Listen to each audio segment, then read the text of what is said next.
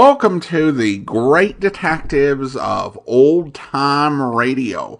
From Boise, Idaho, this is your host, Adam Graham. If you have a comment, email it to me, box13 at greatdetectives.net. Follow us on Instagram, instagram.com/greatdetectives, and check us out on Twitter at Radio Detectives. I do want to encourage you, as you're making your travel plans, to remember JohnnyDollarAir.com. JohnnyDollarAir.com is a Priceline affiliate link, so you get all the benefits of going through Priceline.com, but part of the purchase price benefits the Great Detectives of Old Time Radio with no additional cost to you. So remember, go to JohnnyDollarAir.com first. Well, now it is time for this week's episode of yours truly, Johnny Dollar. The original air date, June the 30th, 1953, and the title is The Jones Matter. For your listening enjoyment, John Lund as Johnny Dollar. George Dean, Johnny, Congress Mutual. Oh, hi, George. Johnny, how does Las Vegas sound to you? Expensive. Can you afford it? Got to. A client of ours had a $30,000 diamond necklace stolen out there yesterday. Little sore. The dancer? One and only. Still packing them in after all these years. And still the same two weaknesses, Johnny. Gambling and collecting young men. Well, they say every girl needs a hobby, George. Not two hobbies, though. That could run into money.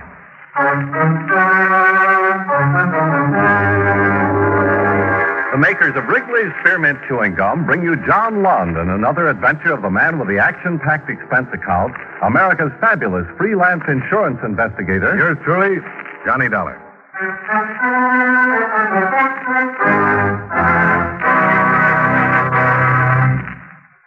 Wherever you go, whatever you do, enjoy chewing Wrigley's Spearmint Gum.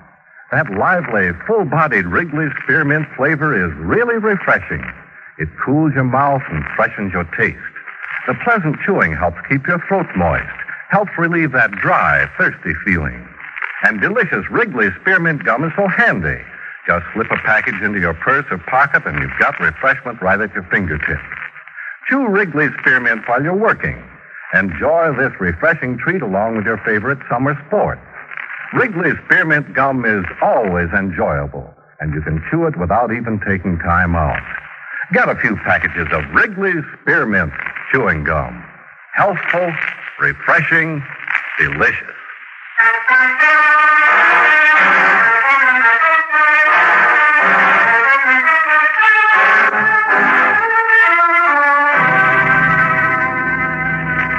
Expense account submitted by Special Investigator Johnny Dollar to Home Office, Concourse Mutual Assurance Company, Hartford, Connecticut. The following is an accounting of expenditures during my investigation of the Jones matter. Expense account item 1, $318.60, transportation.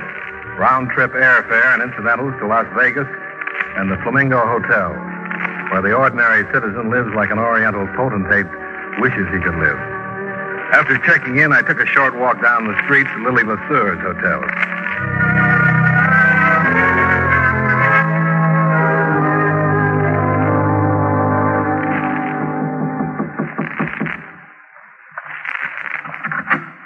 Yes? Miss Lesueur, I'm Johnny Dollar, special investigator for your insurance company. Oh, well, that's very nice, I'm sure, but... Oh, of course, the necklace. That's why you're here. That's why I'm here. Mind if I come in? Oh, please do, Mr. Dollar. This is Eddie Lawson, Mr. Dollar, my very dear friend. Just a doll, really. Hello. How are you? I think it's awfully droll and nice of the insurance company to take such an interest in my poor little affairs. I imagine they regard $30,000 as more of a rich, big affair. Oh, dear.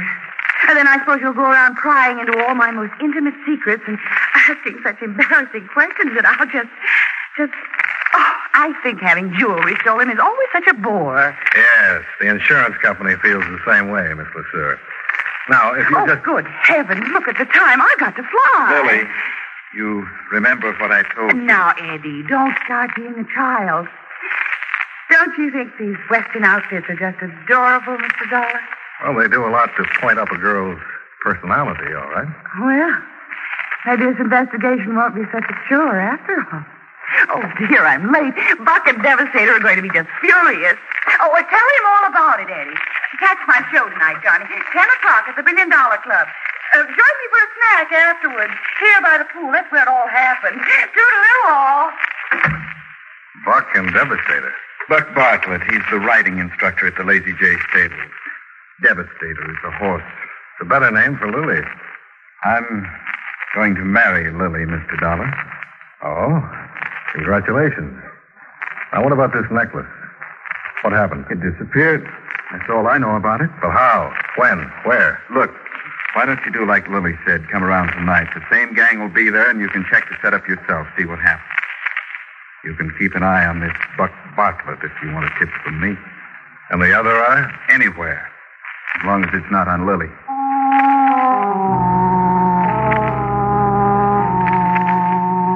Expense account item 2, $2.50. Lunch at the hotel. And $12 for a hired car to the Lazy J stables. Horses for hire. English or Western style saddles. Instructor available. A Western style instructor, as was soon painfully obvious.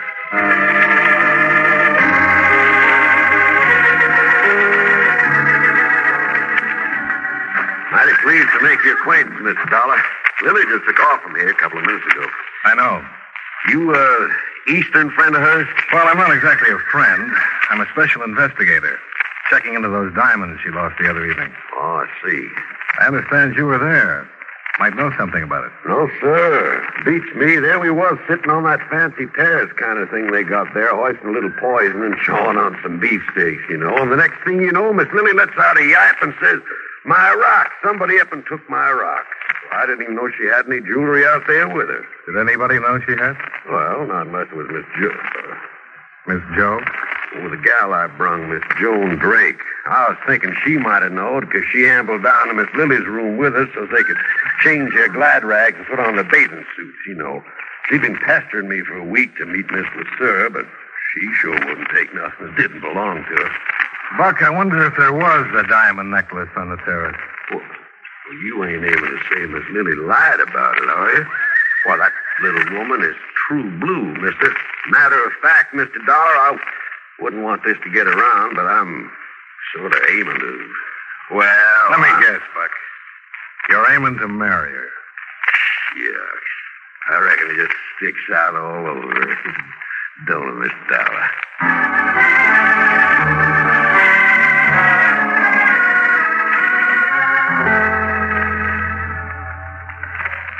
Yeah, seems they was having a late supper, Mr. Dollar, out there in the open by the pool.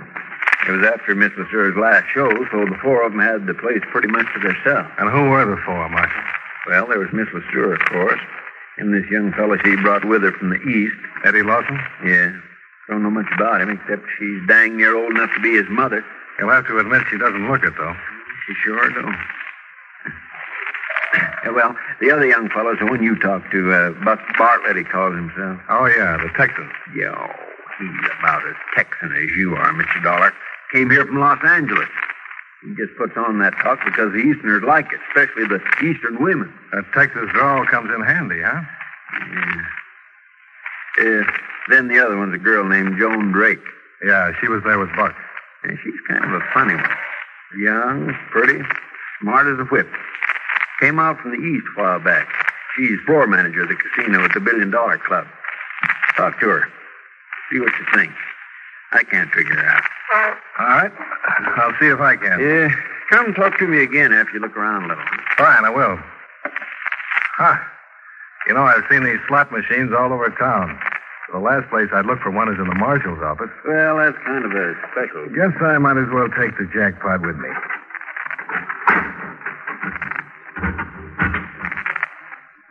Lemon. Yep, that's all it ever is. Huh? It's rigged. I send the money it takes in over to the county orphanage. Charge it up to experience, Mr. Dollar.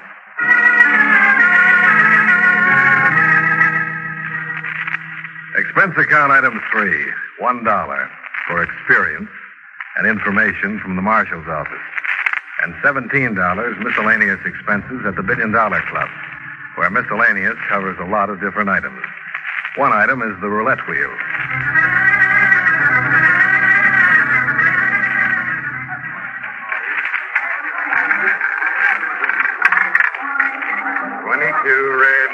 even.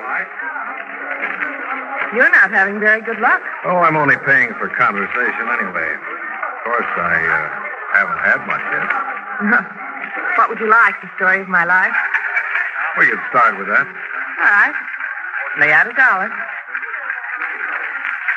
I was born of wealthy parents, raised entirely by nurses, educated in exclusive private schools, and was graduated from a swank college, which I shall leave nameless. 35. You like it so far? Well, it isn't original, but well told. Go on. Lay out another $1. You just lost that one. And where was I? Oh, yes, the divorce. Quite sensational, really. Father's clients withdrew their accounts and support. He was bankrupt within 3 months and dead by suicide within 6. You see, the other woman jilted him, and I, a tenderly nurtured sapling, was cast out into the world to sink or swim. Well, never fear. Heaven will protect the working girls. Oh, that was awfully funny. Yeah, it was a scream. 14 even. And, what did you do with the necklace? What? What is this? Who are you? Johnny Dollar, insurance investigator. And you're Joan Drake, who wanted badly to meet Miss LeSueur, who changed clothes in her room with her, who was the only one who knew she had the diamonds out at the pool, who works here for about, $50 a day and could probably use $30,000. 22 even. And I asked you what you did with the necklace. I think that ought to cover the what is this? Mr. Dollar, if you'd like to play roulette, by all means, stay around. But I'm afraid I don't have any more conversation. Not at these prices. I thought I was overcharged for what I got. And this will kill you. The whole story was true. Repeater. And with all that background, running a casino is the best you could do? The best for me. With glitter and glamour and sparkle. And that's what I was brought up to expect. The diamonds sparkle a lot, too, Joan.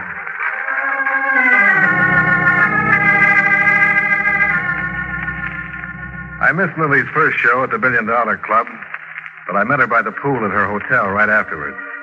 It was a warm night. The stars blazed against the desert sky, and Lily and her guests scintillated back from the terrace below. Except me. I didn't scintillate. So far, I wasn't any closer to that necklace than I'd been when I got off the plane. I had the feeling I'd learned a few things, and at the same time hadn't learned anything. And Lily didn't help much.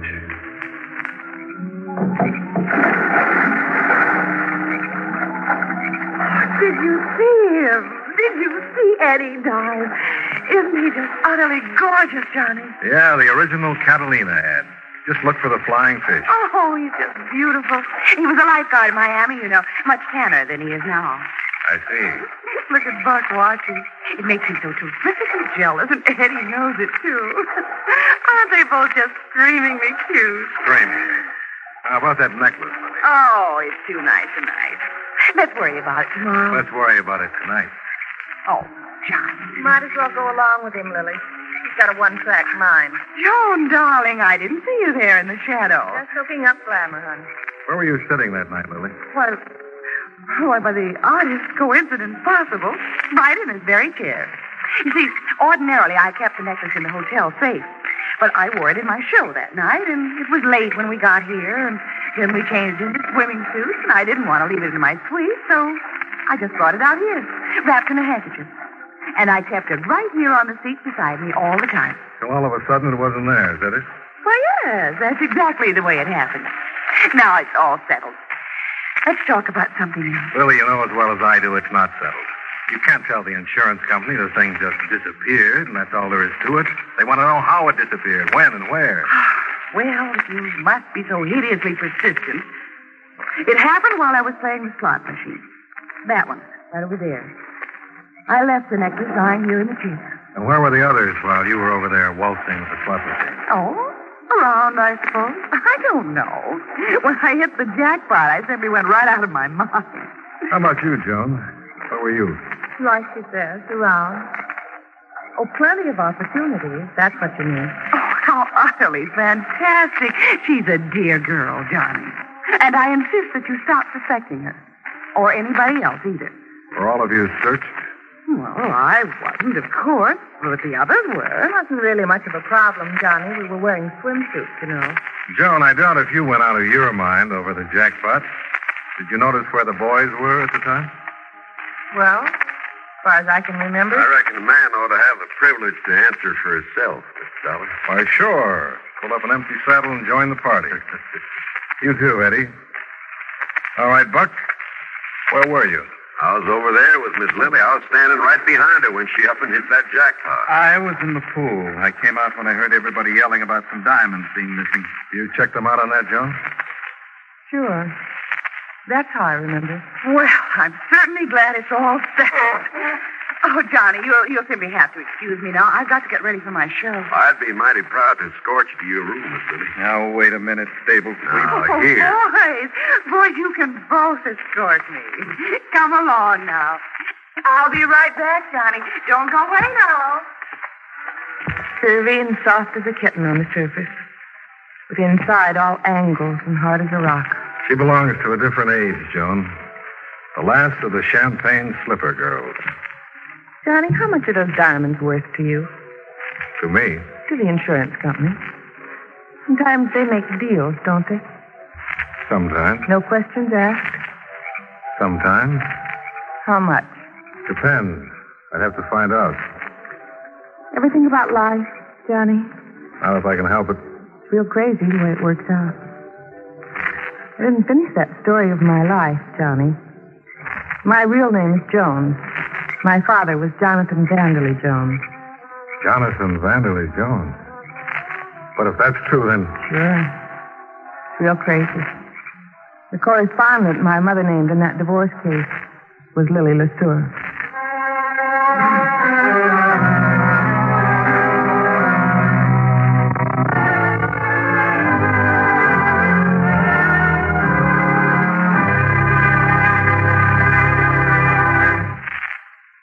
Friends, you know Wrigley's Spearmint Gum is a delicious treat that millions enjoy all year round. It's good to chew almost any time and any place. In warm weather, you'll enjoy especially the refreshment that Wrigley's Spearmint Gum gives you.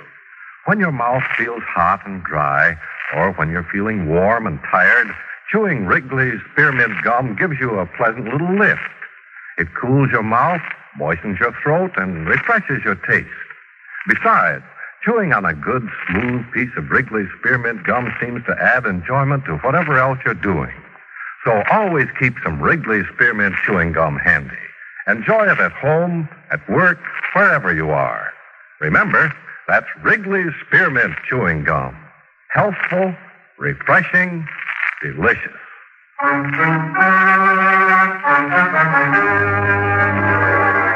And now, with our star, John Lund, we bring you the second act of yours truly, Johnny Dollar.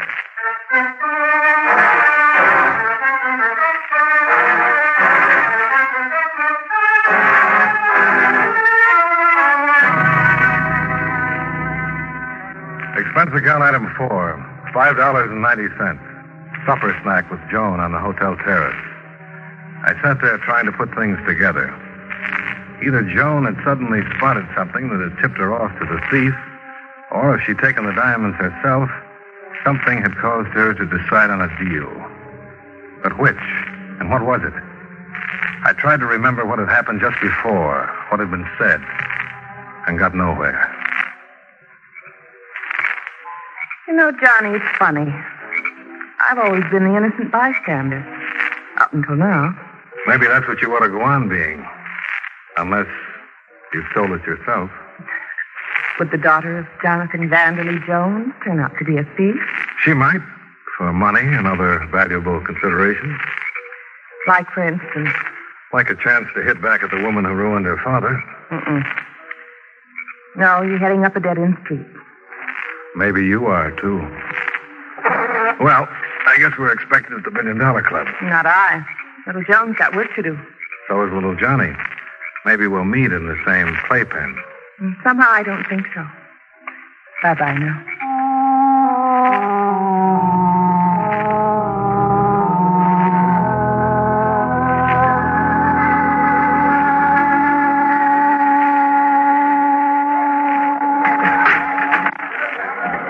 Johnny, happen if I just waived any claim of insurance on the necklace? Drop the whole thing right now. Which one did it? I'm sure I don't... Which one do you think did it? Maybe I decided it doesn't matter which one. Suppose it was Joan. Would you still want to drop it? Oh, but that's ridiculous. She would... Or there's still another possibility. Maybe you started something you want to back out of now. Johnny, why must you be so hideously difficult? The insurance company sent you out here to save $30,000 for it.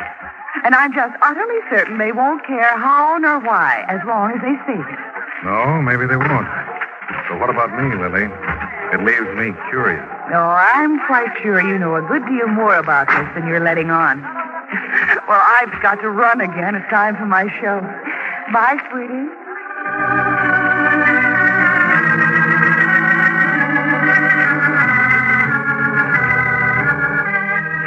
Expense account item 5, $10 for an hour and a half of more miscellaneous at the $1 Billion Club. Lily was in too much demand for any chance of a quiet talk. My other 3 chums weren't around. I was trying to decide whether to go back to the hotel when I was paged over the public address system. I picked up the phone at the end of the bar. Johnny Dollar. Marshal Kimberly, Mr. Dollar. Oh, yeah. What's up, Marshal?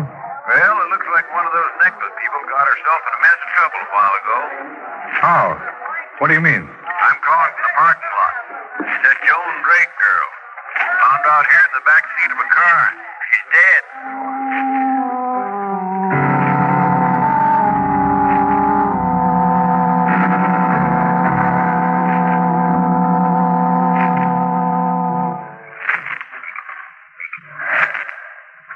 I guess you can cover her up now, Marshal. Poor kid never knew what hit her. She the one you thought might make a deal, Mr. Dollar? Yeah.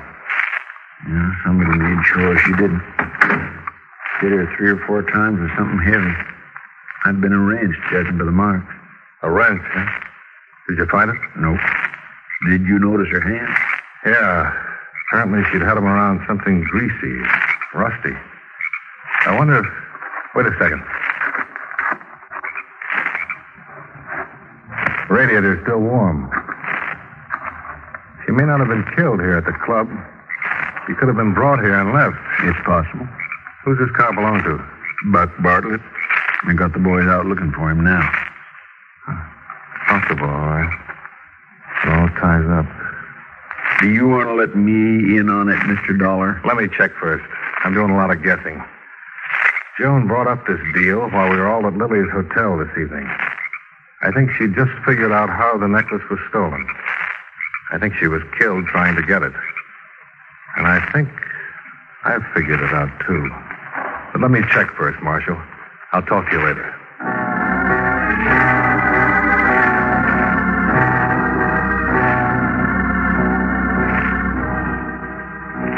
Ten minutes later, I was alone on the deserted terrace beside the swimming pool at Lily's hotel.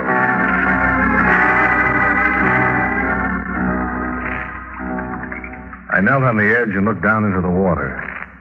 Crystal clear and lighted by an underwater bulb sunk in the concrete wall.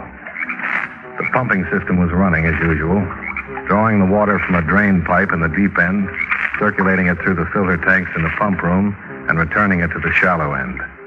I took my handkerchief, weighted with my room key, picked the spot carefully, and dropped it into the water. I watched it sink down toward the drain. Down, down. Then suddenly it was caught by the current and sucked into the drain.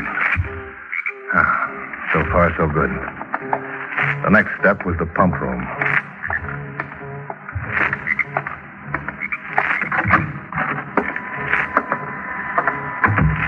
I looked around for the switch on the pump motor, found it, and shut it off.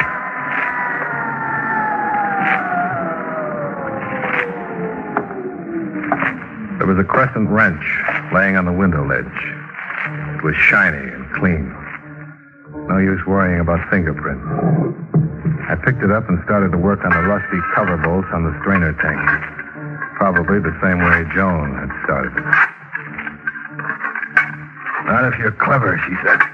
Well, she was clever, but not clever enough.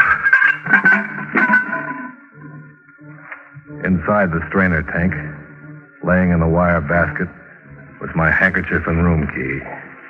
And beside it was Lily's diamond necklace.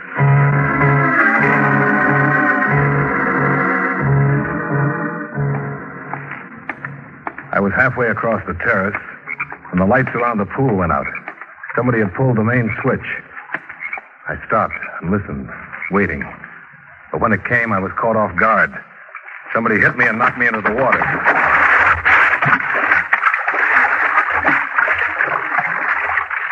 When I came up, I heard someone swimming. Whoever it was had come into the pool after me. I made the side, grabbed hold of the ledge with my left hand, drew back the wrench in my right. As the splashing came close, I lifted it and swung. Hey, what's going on over there? Marshal! Marshal! Over here with that flashlight. What happened to the light? Switch was pulled. Here, help me get him out of the water. Yeah. Let me have it. There we are. His luck ran out, Marshal. This time, I had the wrench.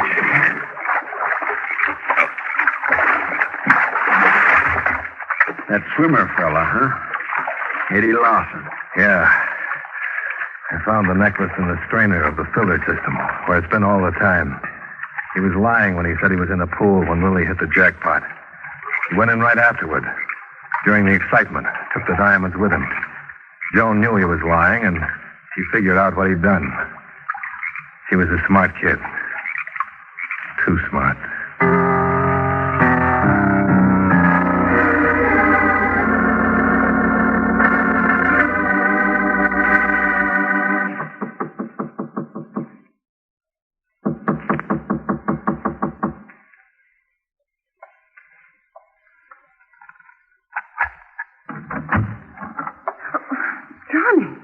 Sorry to wake you, Lily, but...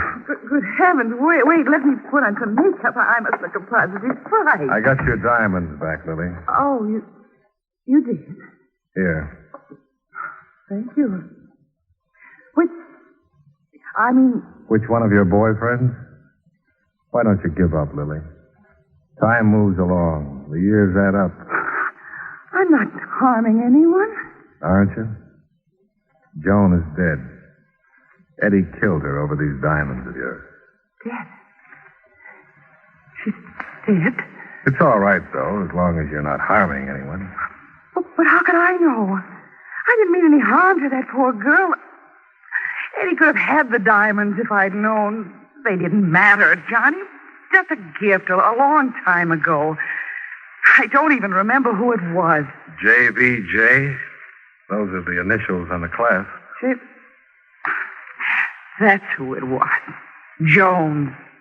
Some fool named Jonathan Vanderley Jones. They didn't mean a thing to me.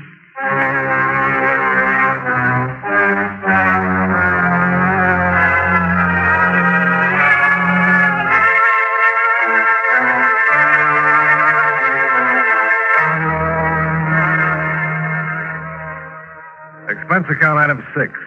$51.40. Hotel charges and additional miscellaneous. Expense account total, $418.40. Remarks? Suggest you reconsider this account. Client should be regarded as a bad risk. It'll happen again. Yours truly, Johnny Dollar.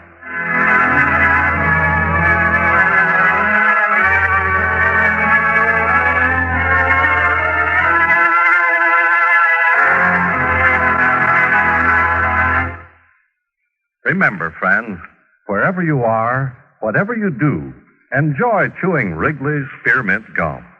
That lively, full-bodied Wrigley's Spearmint flavor is really refreshing. It cools your mouth, moistens your throat, helps keep you feeling fresh and comfortable. The smooth, pleasant chewing helps keep you feeling relaxed, too. So you naturally feel better, work better, get more fun out of doing things. Remember, too, Wrigley's Spearmint Chewing Gum is a refreshing treat you can enjoy almost any time and any place. Just slip a stick into your mouth whenever you want it. Do as millions do. Keep Wrigley's Spearmint Chewing Gum handy and enjoy it often every day. That's Wrigley's Spearmint Chewing Gum. Healthful, refreshing, delicious.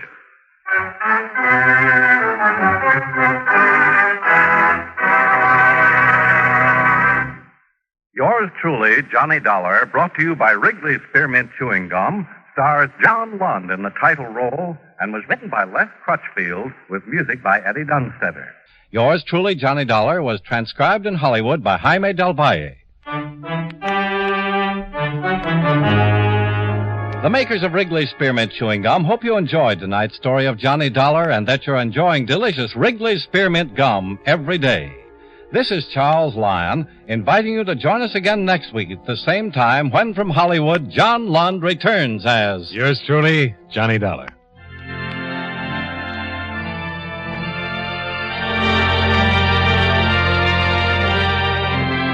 This is the CBS Radio Network.